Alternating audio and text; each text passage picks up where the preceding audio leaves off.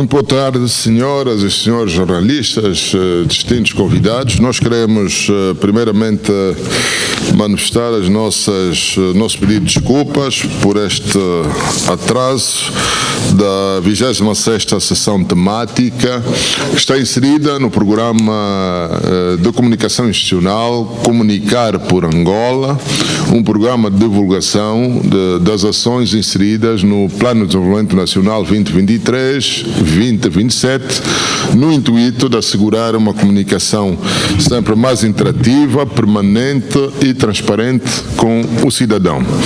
Para a 26ª sessão temática, temos o tema, o Programa de Reforma e Sustentabilidade das Finanças Públicas, e para tal temos como convidado Sua Excelência a doutora Otoniel Lobo de Carvalho dos Santos, que é o Secretário de Estado para Finanças e Tesouro.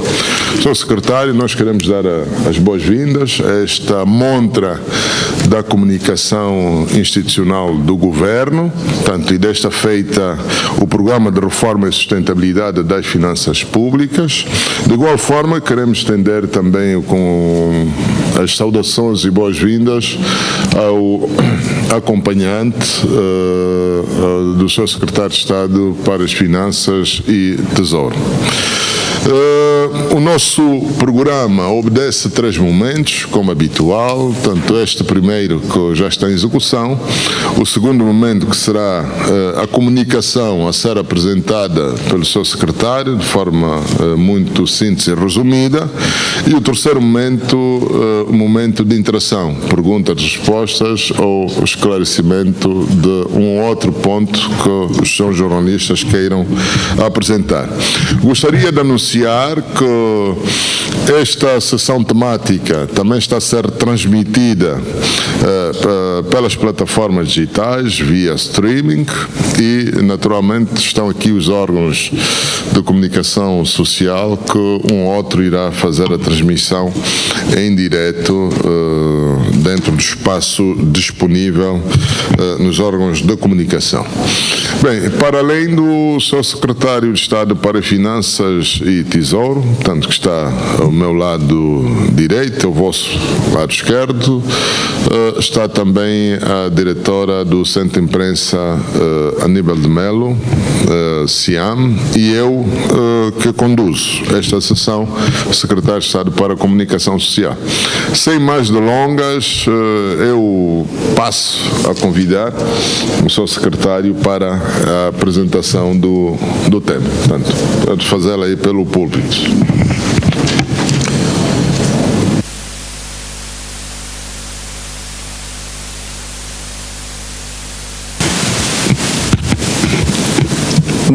Muito boa tarde a todos. Estender as nossas saudações aos ilustres e ilustras jornalistas que se encontram na sala, também ao seu secretário Nuno Caldas Albino, à senhora diretora do CIAM, também as nossas saudações. Queríamos, em primeiro lugar, em nome do Ministério das Finanças, agradecer pela oportunidade para fazermos aqui esta apresentação. Fomos convidados então a desenvolver o tema relativo ao programa de reformas e sustentabilidade das finanças públicas, e esta nossa apresentação tem na sua essência, queria apenas conseguir ir já mudando os slides, tem 3 componentes essenciais repartidas em 2 partes. Não sei se alguém me podia ajudar aqui como ponteiro. Já? Ok. Mas de qualquer modo estão repartidas em duas partes principais, que já está. Obrigado. Primeiro, fazermos uma nota do caminho que foi desenvolvido no que diz respeito ao início das reformas que foram já desenvolvidas ao longo dos períodos 2018 e 2022. bem como aquelas que são as ações e iniciativas que estão a ser desenvolvidas ainda no período que nos encontramos agora, 2023-2027, como disse o secretário Albino, dentro e no quadro do Plano de Desenvolvimento Nacional. Portanto, a nossa apresentação tem duas partes, como fazíamos referência, e numa primeira abordagem, o que nós queríamos aqui partilhar portanto, as finanças públicas são o resultado daquilo que normalmente acontece também com as famílias e com as empresas, né? Do ponto de vista da organização daquilo que é a sua capacidade para fazer despesas e realizar projetos. No caso concreto das finanças públicas de uma jurisdição, no caso de um país, como no caso de Angola, depende de todo um conjunto de ativos e ações que concorrem para a arrecadação da receita, que permitem que depois, então, a despesa possa ser executada. No caso, e antes do período em que se começou o programa de reformas 2017-2022, 2018-2022, mais concretamente, Angola sofreu um choque exógeno, ou seja, uma alteração circunstancial nos mercados internacionais, não controlado pelo país, por Angola, no preço da sua principal commodity de exportação, no caso o petróleo, que de forma consistente, como vemos no primeiro gráfico à esquerda, sofreu uma queda abrupta. Ao alterar essa circunstância, gerou-se um conjunto de desequilíbrios na nossa economia que obrigaram ou obrigou, de facto, a que se olhasse para estes desequilíbrios de modo que, num primeiro instante, se fosse possível atenuar a tendência de queda dos principais indicadores macroeconómicos, mas também proporcionar tão rápido quanto possível o crescimento da nossa economia. Ao longo do período houve muitas alterações.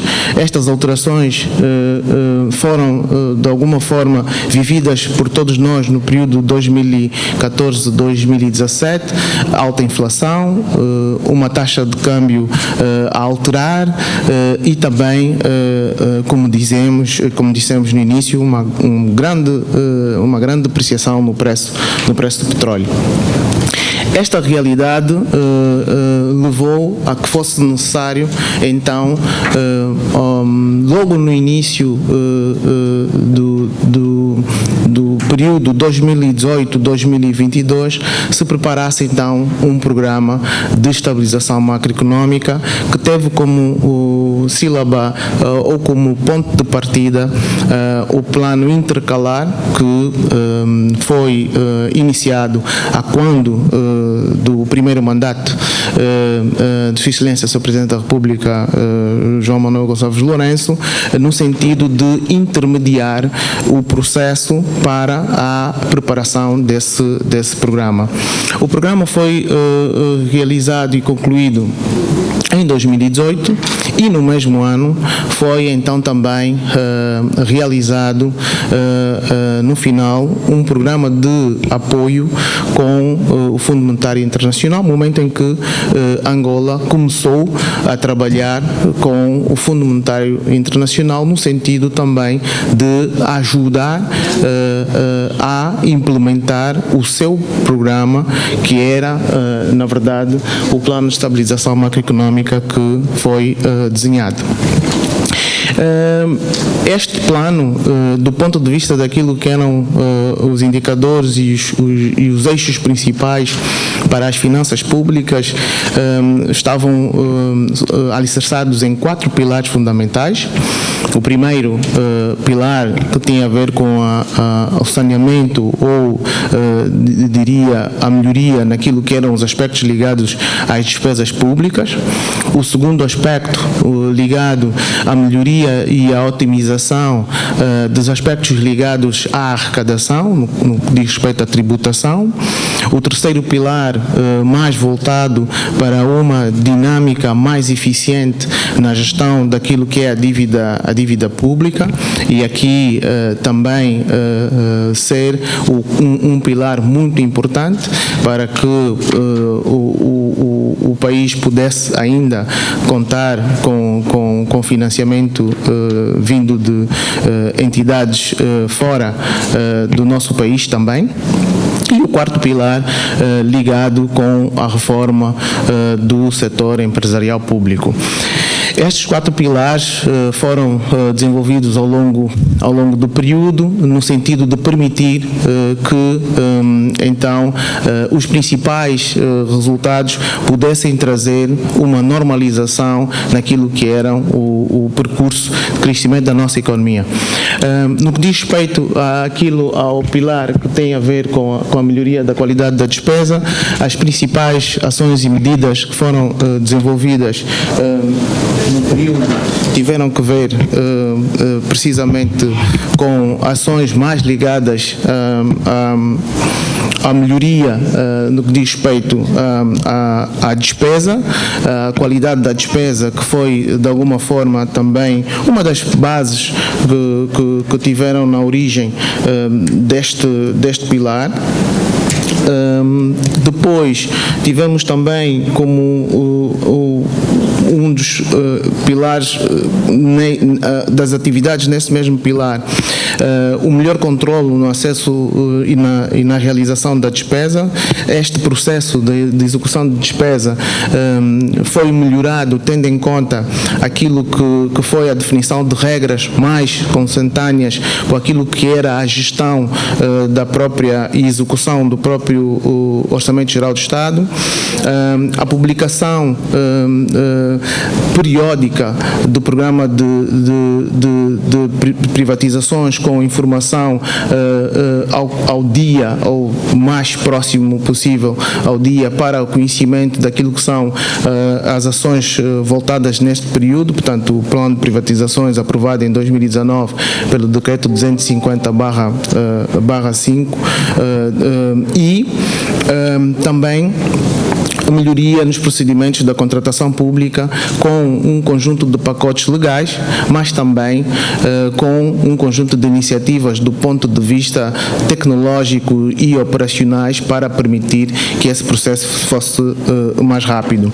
Também a adoção de instrumentos da gestão fiscal, que tiveram como objetivo melhorar a produção e a publicação de relatórios da execução fiscal para um melhor acompanhamento.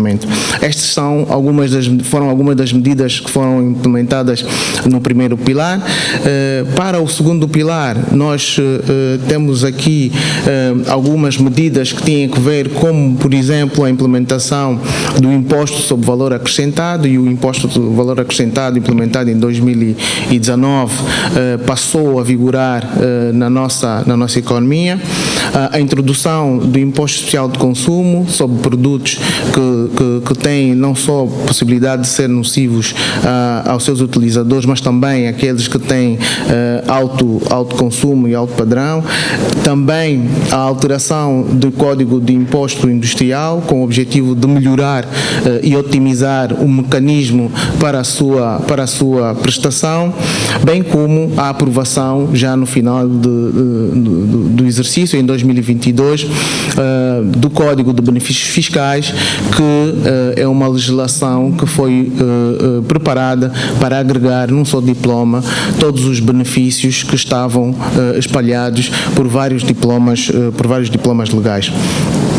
No domínio das mudanças da estrutura da dívida pública, aqui as principais alterações tiveram que ver essencialmente com a alteração e a anulação total de dívida com garantias petróleo. Nós sabemos que toda a dívida que o Estado agora contrata com financiadores nacionais e internacionais, nenhuma delas tem o petróleo como garantia. Portanto, esta foi uma das medidas que foi tomada a quando da implementação desse programa de estabilização. Também a redução do peso de dívida indexada à moeda estrangeira. Nós, durante algum período no país, tivemos a emissão de dívida indexada à moeda estrangeira e, basicamente, o que essa dívida fazia era que, sempre que houvesse uma variação cambial, imaginando que 100 kwanzas fosse o valor investido por qualquer uma das pessoas que investissem nesse instrumento, havendo uma variação cambial, imaginando de 50%, o capital base sobre o qual iria incidir o juro já não seria estes 100 kwanzas, mas seriam 150 kwanzas.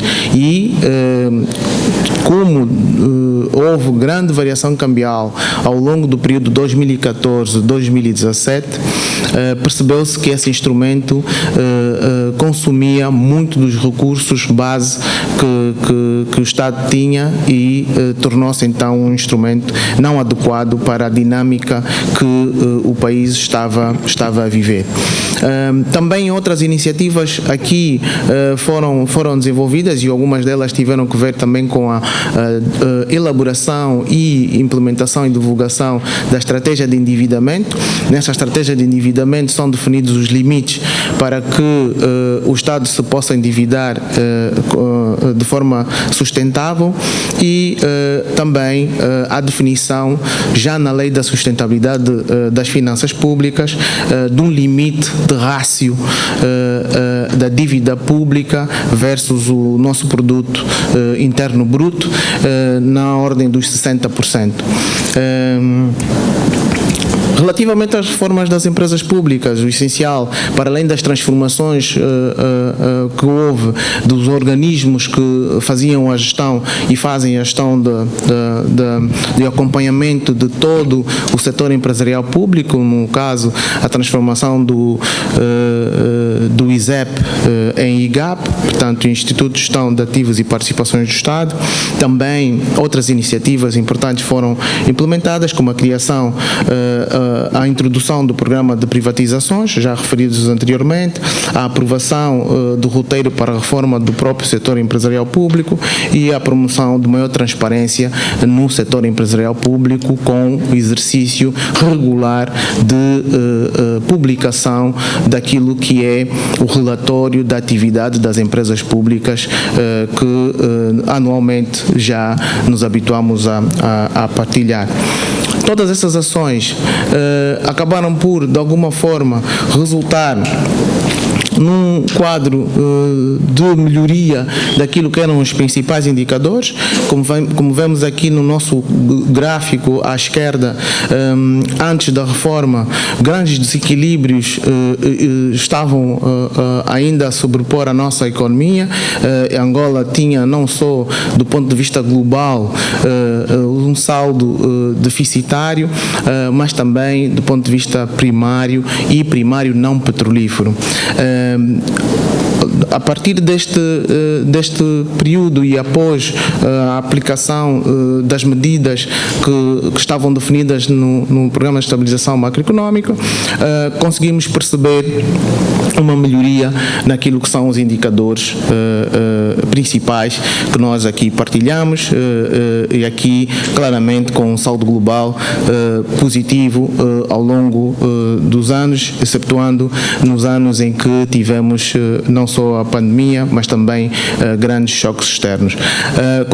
Continuamos sempre a ter um saldo primário não petrolífero ainda deficitário, como resultado de um esforço que a economia angolana Botswana terá ainda e está a fazer no sentido de garantir maior diversificação da sua economia, garantindo assim que as receitas fiscais não petrolíferas sejam capazes então de cobrir os principais custos que o país tem.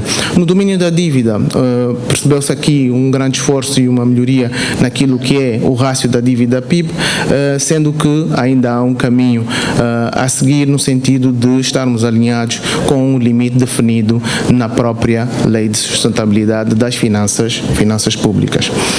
Bem, com isto e olhando para aquilo que é o quadro anterior a 2023, olhamos para o ano ou para aquilo que são as iniciativas que estão a ser desenvolvidas, tendo como principal alicerce o resultado das ações desenvolvidas nos períodos anteriores, e aqui partilhamos de forma sumária a principal forma de distribuição das rúbricas do nosso Orçamento Geral do Estado para as principais categorias de despesa, né? E estou aqui a falar basicamente dessa distribuição. Pedimos desculpas, o gráfico aqui não aparece com o rácio e a distribuição devidamente apresentável, mas aqui nós depois podemos partilhar com os seus jornalistas. Portanto, temos uma média de custo com o pessoal, que é a primeira linha verde, na ordem entre os 20% e 25% ao longo desses exercícios que aqui se pode ver. Também custos com transferências na ordem dos 20% a 30%, e também os principais indicadores, e também com juros, que são os pagamentos de serviço de dívida que nós fazemos para os nossos credores. Não é? Aqui queríamos trazer a distribuição daquilo que tem sido ao longo dos exercícios a nossa arrecadação do ponto de vista fiscal, e que tem uma ligação, uma distribuição entre duas categorias principais, sendo a primeira aquilo que é a receita petrolífera e a outra a receita não petrolífera. Portanto, a distribuição entre as duas receitas, a combinação, das duas receitas, é que fazem de facto aquilo que é a disponibilidade que o Estado tem para poder fazer todo um conjunto de despesas. Somada a esta disponibilidade, temos também a dívida que o Estado contrai. Portanto, aqui, e uma vez que também estamos com esta situação aqui na apresentação, os valores que aqui em cima se apresentam no topo de cada uma daquelas torres faz referência ao montante em kwanzas na ordem dos milhares de milhões. Mais resumidamente diríamos, são 17 bilhões de kwanzas que nós temos como estimativa de arrecadação para o ano 2024, por exemplo, sendo que 59% desta receita deriva de receita petrolífera e 41% é de receita não petrolífera. Ao longo dos outros anos, e aqui voltando para o ano 2017, do ponto de vista comparativo, embora numa dimensão muito mais pequena, o total fazíamos referência de 3,5 bilhões de kwanzas, a distribuição mantém-se muito próxima, com 57% para a receita petrolífera e 43% para a receita não petrolífera. Estas ações todas são sequência, ou vêm na sequência daquilo que está definido para este quinquênio no nosso Plano de Desenvolvimento Nacional. Nosso Plano de Desenvolvimento Nacional, no seu eixo número 6, faz referência à necessidade de assegurar uma economia diversificada, assegurar a participação efetiva e também dinâmica do setor privado e também assegurar a produção e a segurança alimentar do nosso país. Portanto, com base nesses três pilares essenciais, as ações que são desenvolvidas no sentido de criar uma dinâmica de sustentabilidade, não só das finanças públicas, mas também do próprio país, tem na mesma uma lógica voltada para os 4 pilares que inicialmente falamos do ponto de vista das suas ações. E aqui, no que diz respeito à melhoria da qualidade da despesa pública, voltamos outra vez a fazer referência de aspectos como a continuação da remoção de subsídios aos combustíveis e a racionalização das generalidades de subsídios. Nós percebemos que a partir de um determinado período Angola voltou outra vez a mexer naquilo que é a dinâmica em volta dos subsídios aos combustíveis, no sentido de garantir uma maior folga fiscal para atacar, ou melhor, para abordar outras despesas essenciais. Aqui também a necessidade de garantir um alinhamento entre a disponibilidade orçamental e a capacidade financeira para fazer despesas, garantindo que todos aqueles que não tenham de facto as despesas cabimentadas não as possam realizar, diminuindo assim a oportunidade e a possibilidade de gerarmos dívidas atrasadas. Também a contenção do crescimento da massa salarial, excetuando setores essenciais como saúde, educação, ou também por situações de reforma ou abandono por parte de funcionários públicos, garantindo assim o acesso de colegas que possam tomar o lugar e substituir estas posições, e também, finalmente, a otimização de instrumentos de gestão, como a racionalização daquilo que são os fundos públicos, passando de 17 para 5, de acordo com a proposta que está neste momento ainda a ser apreciada a nível da Assembleia Nacional. No domínio da expansão da base tributária, portanto, algumas iniciativas também estão ainda a ser implementadas, algumas delas já inseridas no quadro das medidas de alívio económico e que têm a ver com a revisão do Código de IVA. Tivemos a oportunidade, ao longo do exercício, fazer uma alteração no sentido de termos o IVA sobre alimentação a uma taxa de 5% contra os 14% que estavam inicialmente, garantindo assim também uma melhor folga para aqueles que são os consumidores finais e que são aqueles que efetivamente acabam por pagar o imposto. A automatização do processo de controle do cumprimento das obrigações declarativas, portanto, criar aqui mecanismos automáticos que permitam, então, acompanhar este processo. A reintrodução da cobrança da contribuição especial sobre as operações cambiais de invisíveis correntes, garantindo assim que as escassas disponibilidades em moeda estrangeira, quando forem executadas, possam também contribuir para a execução do Orçamento Geral do Estado em 2024.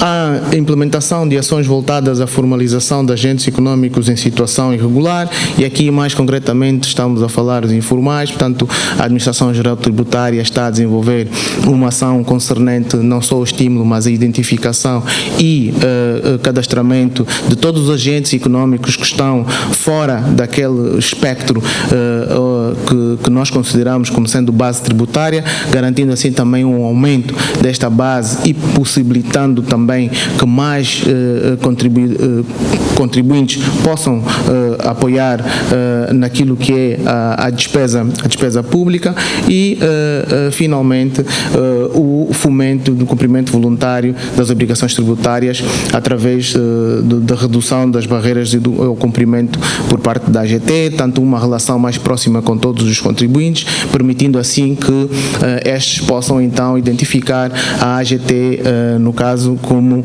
um parceiro e possamos então ver também melhorada a fluidez no pagamento das contribuições. No domínio das mudanças da estrutura da dívida pública, o essencial aqui seria dar nota da publicação da estratégia de endividamento para o exercício do Executivo para o período 2024-2026, portanto é uma estratégia que foi publicada no início deste ano. Esta estratégia continua de alguma forma a manter aquilo que são as principais referências definidas no período anterior, e aqui falamos no período 2019-2022, permitindo assim que esta estratégia tenha na sua gênese todo aquilo que são os ganhos que foram adquiridos ao longo da sua implementação.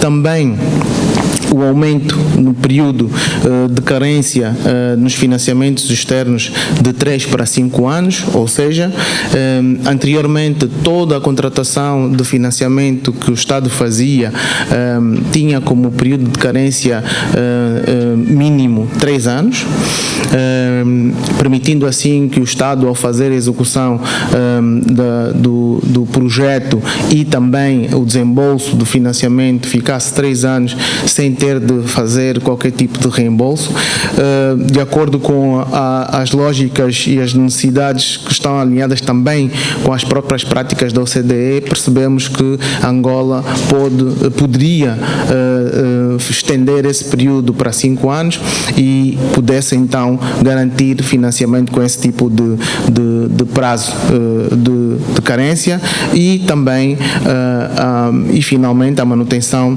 do limite do rácio de dívida PIB definido na lei da sustentabilidade das finanças públicas, e aqui esse rácio mantém-se em 60% do nosso produto interno bruto.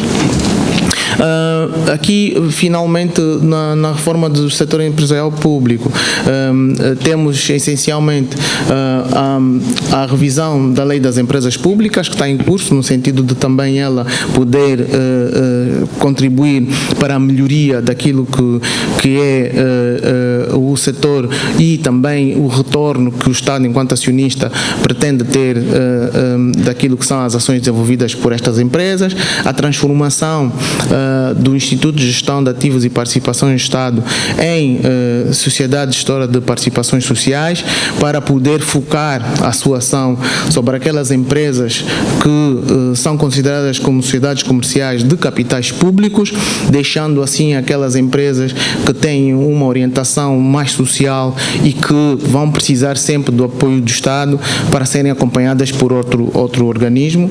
E finalmente também já aqui referido, terminar todos as ações que estão alinhadas no programa de privatizações, garantindo assim, por um lado, uma maior eficiência na gestão daquelas empresas que ficarem ainda como sendo tituladas pelo Estado, mas também uma maior dinâmica no setor privado, em que essas empresas estiverem a atuar, garantindo então uma dinâmica maior. Eu gostava de terminar essa apresentação muito singela, que de alguma forma tem como objetivo olhar para estas reformas e ver como é que elas impactam na vida das pessoas, com a equação do produto interno bruto. Portanto, essa equação tem, na verdade, como principal elementos na ótica da despesa o consumo, o investimento, os gastos do governo e também o saldo da balança comercial, que é exportações menos importações. Por que é que essa equação é importante?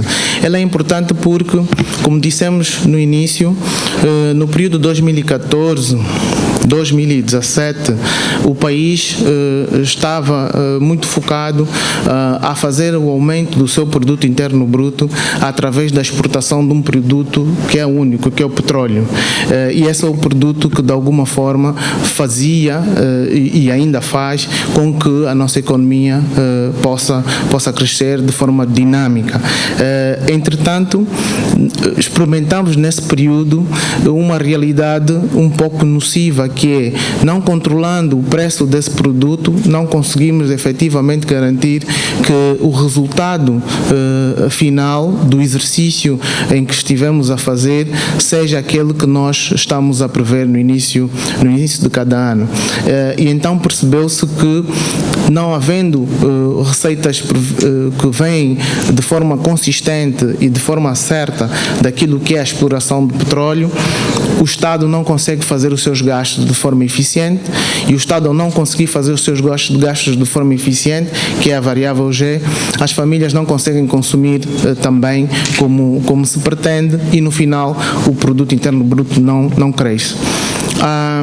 A dinâmica que está a ser implementada no eixo 6 do Plano de Desenvolvimento Nacional, que aqui partilhamos, tem 3 vetores fundamentais.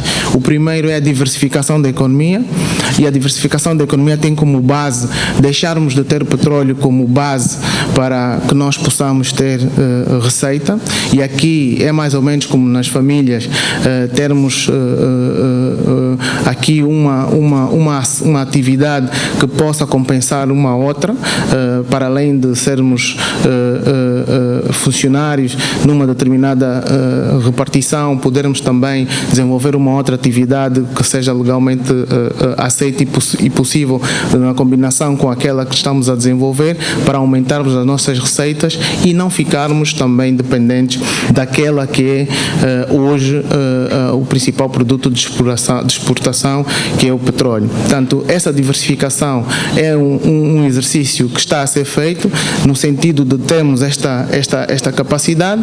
A segunda vertente era, de facto, dinamizar o setor privado. Ao dinamizar-se o setor privado, queremos dizer, de facto, que esta variável I, que é a variável investimento, ela cresce como? Porque ao termos empresários, ao termos entes que vão, de facto, avançar no sentido de poderem desenvolver as suas ideias com o apoio de várias entidades estatais, privadas, no sentido de poderem ver crescer os seus projetos, eles também contribuem para o aumento do produto interno bruto.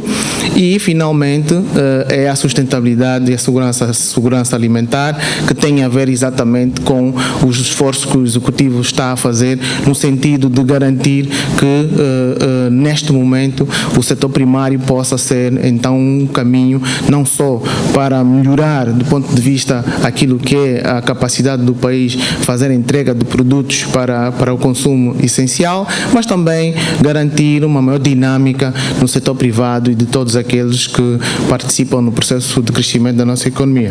Portanto, esta visão que está aqui desenvolvida no plano de desenvolvimento está basicamente alinhada com aquilo que são os principais marcos definidos nesta variável, nesta equação do produto interno bruto. Com isto, secretário Albino, distintos presentes, daria como concluída a minha apresentação. Muito obrigado.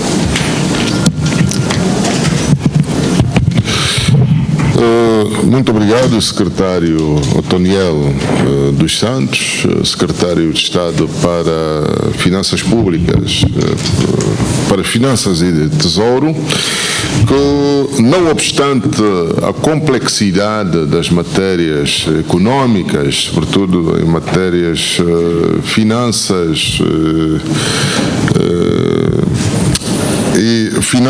e fiscal, portanto, o seu secretário foi bastante eloquente, portanto, numa abordagem sistematizada de todo o roteiro da reforma e sustentabilidade das finanças públicas, sobretudo ancorada em 4 pilares fundamentais, nomeadamente as reformas das empresas públicas, melhoria da qualidade da despesa pública, mudança na estrutura da dívida pública e a expansão da base tributária e a implementação de reformas tributárias pós-crescimento. Portanto, todos esses 4 pilares que sustentam o programa de reforma têm surtido os seus efeitos positivos.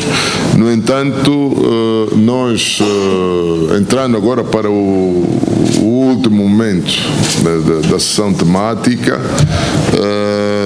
iríamos, portanto, na perspectiva de uma interação com os senhores jornalistas, iríamos passar assim e dar oportunidade para quem queira solicitar a palavra ou pedir um esclarecimento adicional da comunicação que foi feita. Temos a Tiver, Alda Luandino, o Bloomberg, correspondente a Bloomberg. Tem primeiro o Alda Luandino, depois correspondente a Bloomberg e Jornal de Angola, por enquanto. Faz favor. Boa tarde.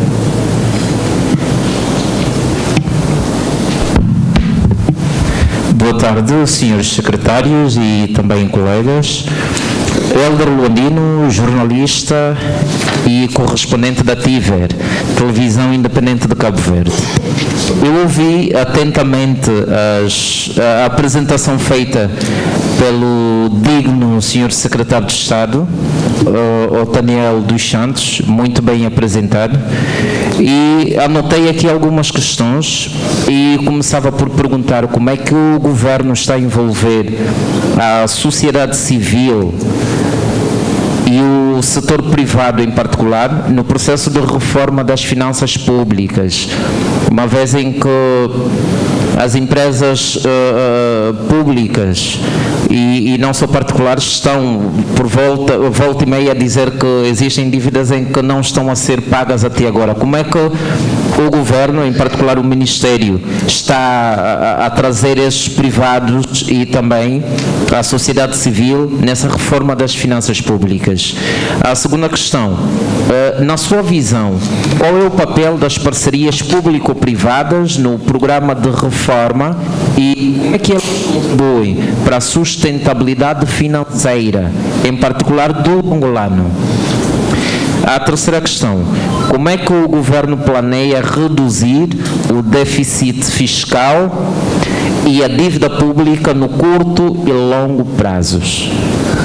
E também, além dos que citou, que outras reformas fiscais estão a ser consideradas para aumentar a arrecadação tributária e melhorar, acima de tudo, a justiça fiscal?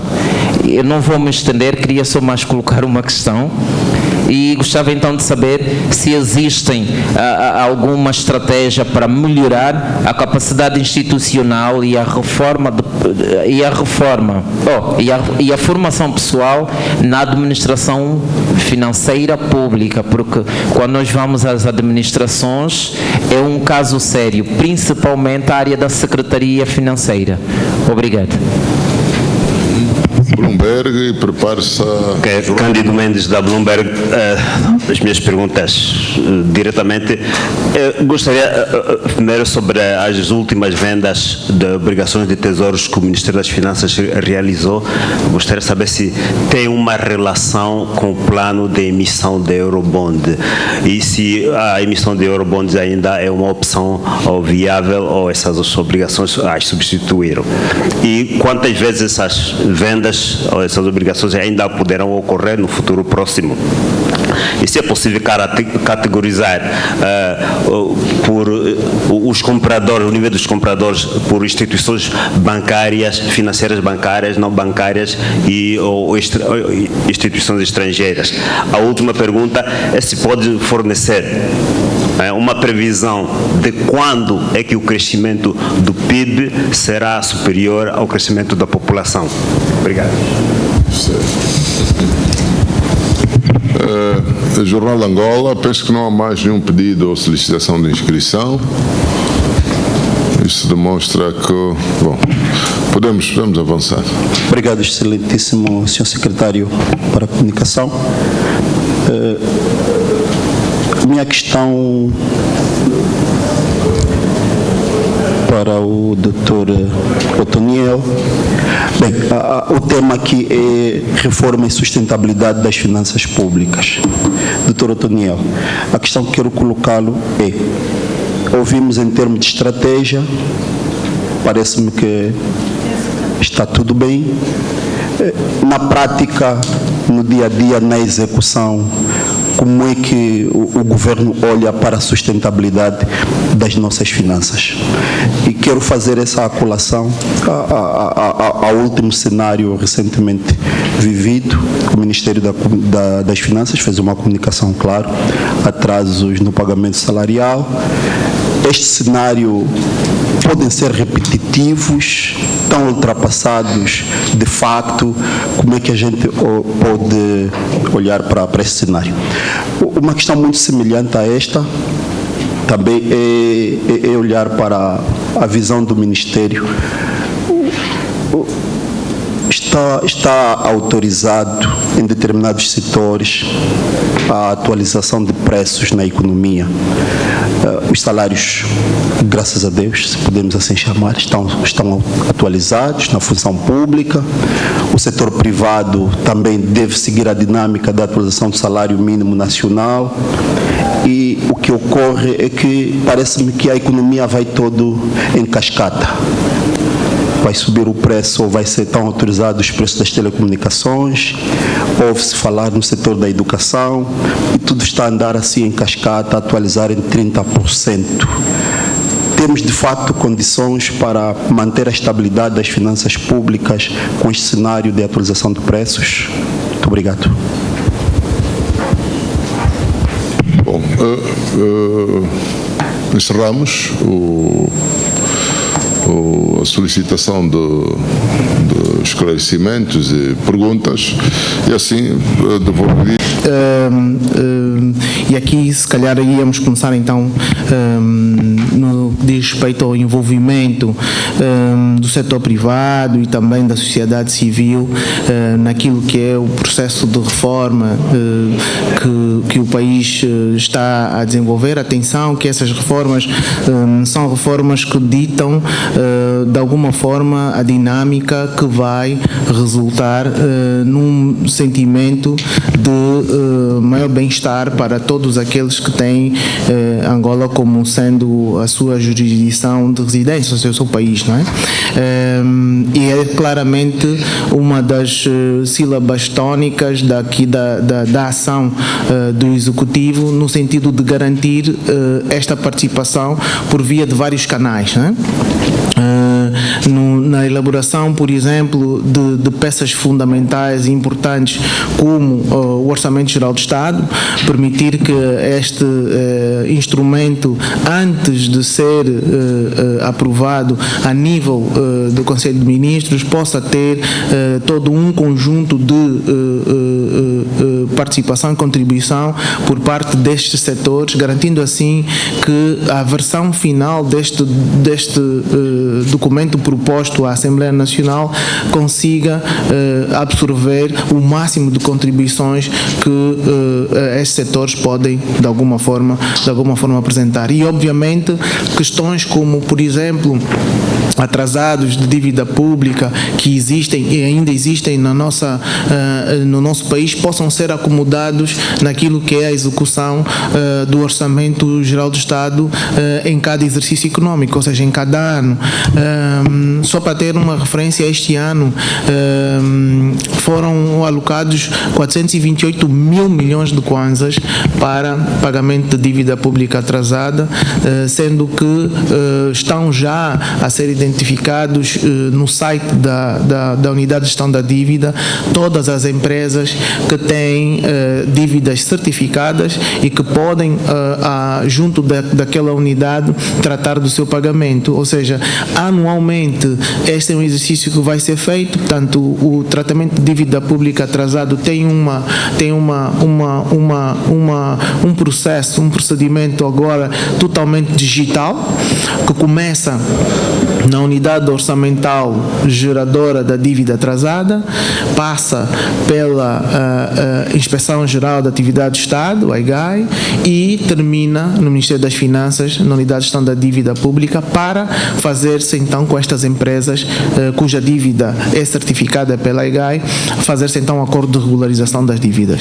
Portanto, este é um processo que é para continuar ao longo dos próximos exercícios, até vermos finalmente sanada toda a dívida pública que nós temos ainda nos nossos livros. Relativamente às PPPs e como é que elas podem, de alguma forma, impactar na vida das pessoas, relativamente a PPPs, nós vemos com muito bons olhos esse tipo de iniciativas, porque encaixam-se naquilo que nós estávamos a referir como sendo o eixo 6 do plano de desenvolvimento, que é na dinamização do setor privado, porque, só a título de exemplo, e falando assim um bocado mais simples, se nós tivermos que desenvolver um projeto que custa 100 milhões de kwanzas e temos que fazer tudo com recursos do Estado, quer dizer que o Estado tem que ter orçamento e tem que ter capacidade de tesouraria para executar esse projeto. E vai consumir orçamento e tesouraria na ordem dos 100 milhões de kwanzas. Se nós tivermos este mesmo projeto a ser implementado por via de uma PPP, em que o Estado, num determinado momento, pode entrar apenas como um acionista nesse projeto, como parceria pública-privada, investindo 25% do montante que é necessário para que o projeto possa ser desenvolvido, estamos a falar de um esforço que o Estado teria de fazer na ordem apenas dos 25 milhões de kwanzas. Isto daria espaço para fazer-se outro tipo de projetos com o espaço remanescente e também dinamizar o setor privado, que é aquilo que nós também referimos como sendo um dos pilares desta nova dinâmica.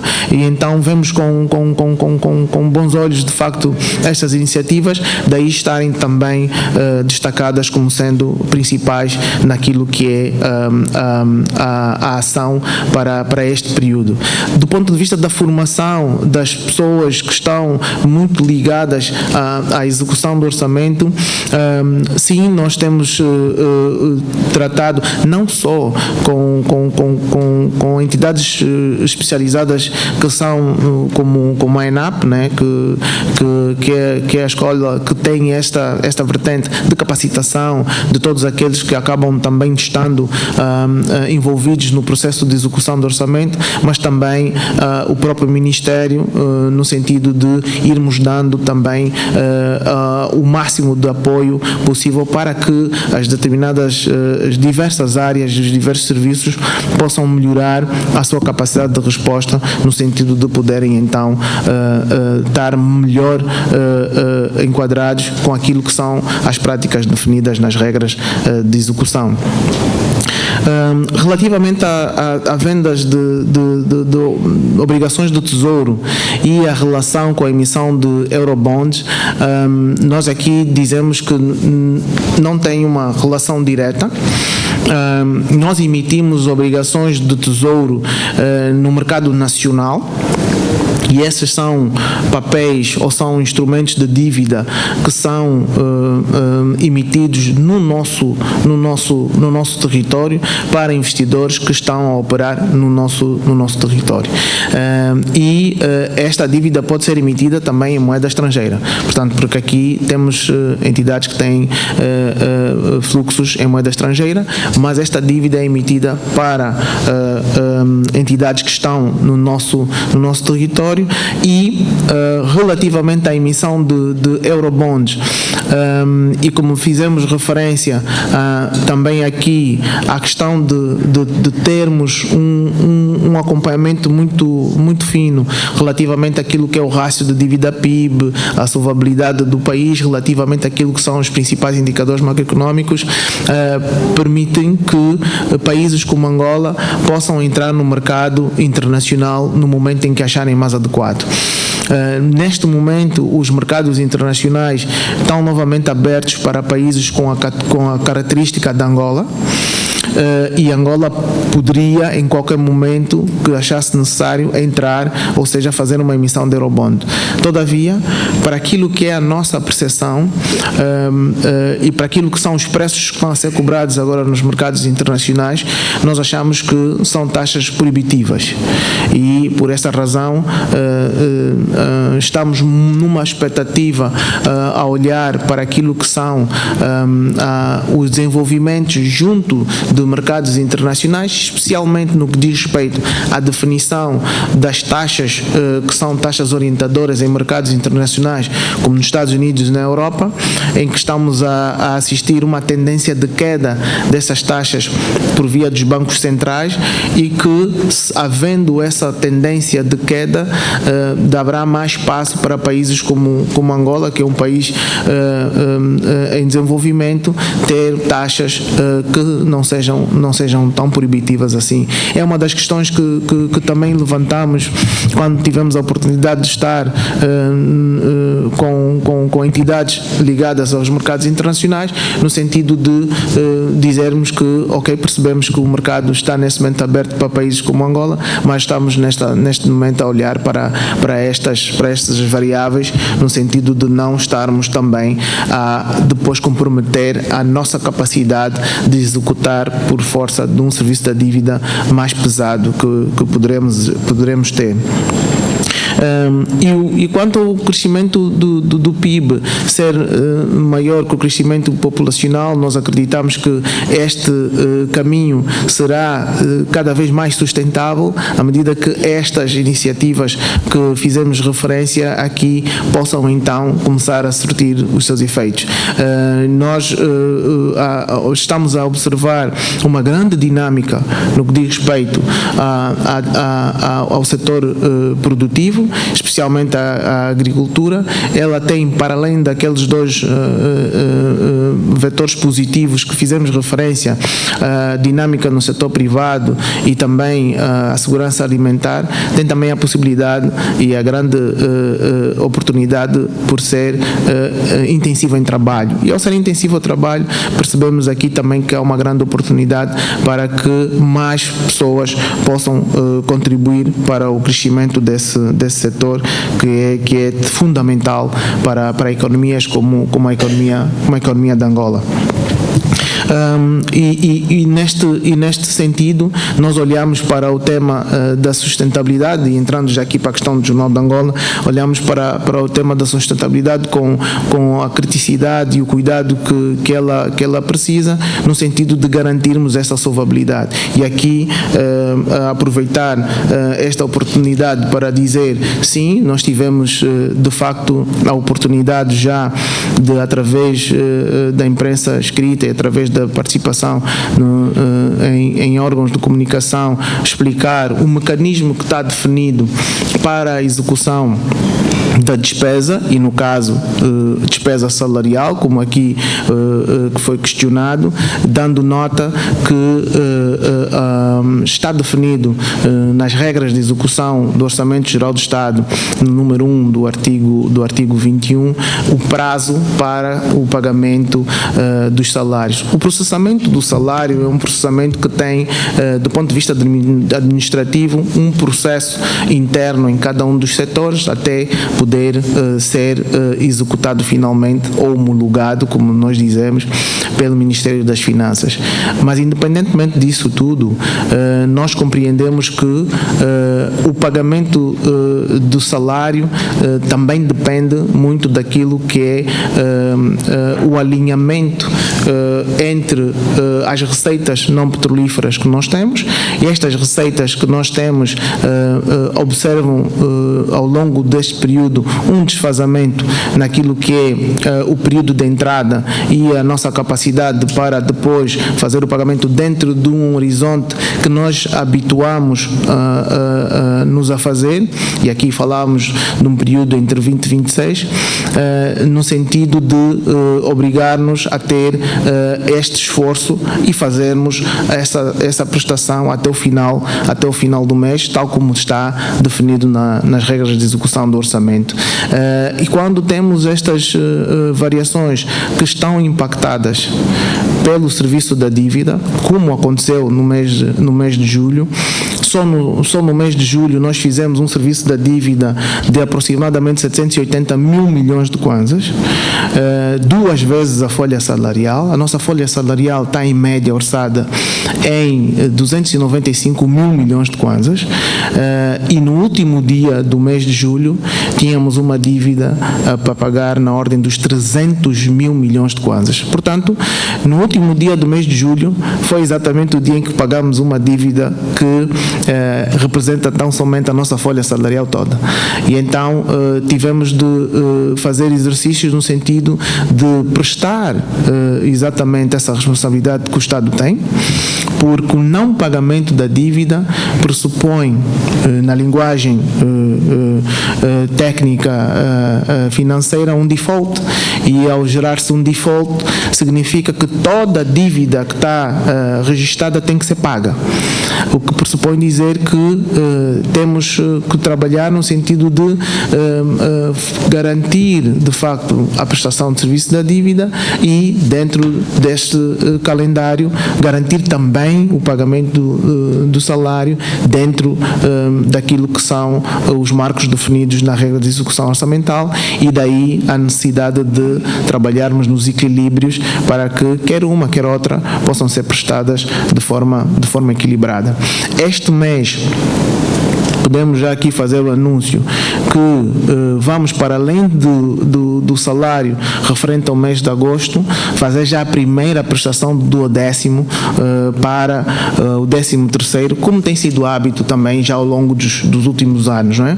Vamos fazer esse exercício no mês de agosto até o mês de novembro, para garantir que no 13º mês, no mês de dezembro, todos os cidadãos já possam ter aquilo que é a prestação do 13º, que por norma tem como objetivo custear as despesas do final de ano, garantindo então um final de ano tranquilo para todos os funcionários públicos. Temos na nossa folha aproximadamente 700 mil funcionários, e é para eles que estas medidas que referimos anteriormente são desenvolvidas também no sentido de termos essa prestação feita à hora. Este é o compromisso que temos, continuarmos a trabalhar no sentido de garantir de facto esta prestação atempada destas obrigações.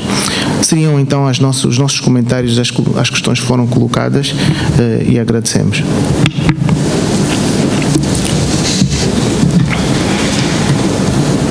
Mais uma vez, obrigado, Excelência Secretário de Estado para as Finanças e Tesouro. Agradecer de igual forma as preocupações e as perguntas levantadas pelos senhores jornalistas e correspondentes aqui presentes. Penso que a mensagem, a comunicação apresentada pelo seu secretário foi bastante esclarecedora. Não obstante ter dito a complexidade das matérias econômicas económicas e fiscais, mas pensamos nós que, portanto, a transmissão e retoma, portanto, desta comunicação será feita de forma fiel, tal como foi aqui apresentado. Para finalizar e dar nota, duas notas finais, vou começar com um princípio básico em economia, que, portanto, os recursos são sempre limitados para as necessidades ilimitadas. Portanto, daí a necessidade dos governos terem que adotar políticas e fazerem opções, aquilo que a economia chama a teoria das escolhas públicas, e procederem de igual forma reformas que vão de encontro à demanda e à perspectiva de desenvolvimento de qualquer país. O roteiro que foi aqui apresentado pelo seu secretário e que fez uma abordagem prévia dos antecedentes, portanto, que na verdade são antecedentes derivados do processo histórico do nosso país, e a construção de um processo econômico leva décadas, não só pela adoção de medidas, mas também pela construção de uma consciência pública, cidadã e de desenvolvimento econômico e social. O que nós acabamos de observar transborda, sobretudo, a transparência num processo de reconstrução e de construção de uma política econômica e fiscal, que é uma política formal em qualquer país em desenvolvimento, a qualidade da despesa, que na verdade também implica a otimização e a racionalização dos recursos, de forma à satisfação das necessidades básicas das populações, bem assim com o processo ou o impulso da diversificação da economia. Um fator também que não nos escapou foi efetivamente a implementação do Plano de Estabilização Macroeconômica, que também tem sido atualizada a cada ano, portanto, no processo de operacionalização das reformas para a sustentabilização das finanças públicas. De igual forma, o redimensionamento do setor empresarial público, que, na verdade, portanto, precisava-se que, efetivamente, as nossas empresas públicas sejam empresas públicas indutoras de fatores positivos e contributivos ao Estado, que possam ser empresas que ajudem efetivamente o Executivo, Angola e os angolanos no processo de desenvolvimento nacional e geração de emprego de qualidade, sobretudo jovem. Posto isso, senhoras e senhores jornalistas, nós queremos mais uma vez agradecer a vossa presença nesta sessão temática e, de igual forma, reiterar os nossos agradecimentos e a satisfação pela comunicação ao secretário Daniel dos Santos. Muito obrigado, e esta montra da comunicação institucional estará sempre aberta para os momentos que se impõem e sempre que se julgar necessário esta comunicação. Muito obrigado. Muito obrigado. Obrigado a todos.